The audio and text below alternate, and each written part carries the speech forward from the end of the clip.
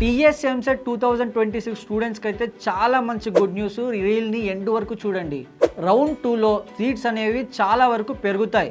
CSC, ECE ఇలా అన్ని సీట్లు కూడా పెరుగుతాయి. ఏమేం జాగ్రత్తలు తీసుకోవాలో చెప్తాను, జాగ్రత్తగా వినండి. మనం కౌన్సిలింగ్కి ముందే అనుకున్నట్టుగానే 15K సీట్స్ పెరుగుతాయని అనుకున్నాం, బట్ అన్నీ పెరగకపోవచ్చు. అయితే రౌండ్ 1లోనే ఇంకా సీట్స్ ఫిల్ అవ్వలేదు, ఇంకా సీట్లు పెరిగి ఏం లాభం అని చాలామంది అనుకుంటున్నారు. ఈవెన్ గవర్నమెంట్ కూడా అదే ఫీల్ అవుతుంది. 3000 నుంచి 4000 సీట్లు చాలా ఖాళీగా ఉన్నట్టు తెలుస్తుంది. చాలామంది స్టూడెంట్స్ ప్రైవేట్ కాలేజీలకే ప్రిఫరెన్స్ ఇచ్చారు. అందులో సిబిఐటి ఫస్ట్ ప్లేస్లో ఉంది. రౌండ్ 1లో అయితే 8162 సీట్లు అయితే మిగిలిపోయాయి. బట్ చాలామంది 90,000 ర్యాంక్ వచ్చినా కూడా సిఎస్సిలో సీట్ రాలేదని చెప్తున్నారు. ఎందుకంటే వాళ్ళు వెబ్ ఆప్షన్స్ అనేవి సరిగ్గా పెట్టుకోకపోవడం వల్ల. అదే కొంతమందికి అయితే 1,00,000 పైన ర్యాంక్ వచ్చినా కూడా సిఎస్సిలో సీట్ వచ్చింది. ఎందుకంటే వెబ్ ఆప్షన్స్ అనేవి కొన్ని వందల్లో పెట్టారు కాబట్టి.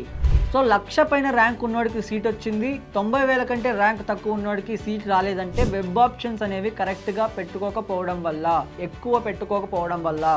సరే అన్న, ఇప్పుడు ఏం చేయాలంటారా? వెబ్ ఆప్షన్స్ అనేవి ఎక్కువ పెట్టుకోండి. ఎన్ని వీలైతే అన్ని వెబ్ ఆప్షన్స్ పెట్టుకోండి. అండ్ ఇలాంటి ఇన్ఫర్మేషన్ కోసం మన ఛానల్ని ఫాలో చేసి కూడా పెట్టుకోండి. మీకు ఏమైనా డౌట్స్ ఉంటే కమెంట్ చేయండి, వాటికి నేను రీల్ చేసి రిప్లై ఇస్తాను.